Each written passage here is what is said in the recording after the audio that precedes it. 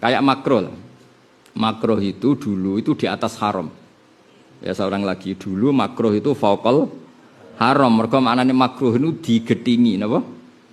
Digedingi berarti maknane fauqal haram. Saiki makruh itu dunal haram. Ya, makruh itu dunal haram. Lah misalnya bahasa dhisik mbok bahasa saiki ya kacau. Dhisik iku nak cara sahabat mbok takoki. Pak sahabat hukume kafir piye? Makruh. Hukume zina piye? Makruh. Zaman iku.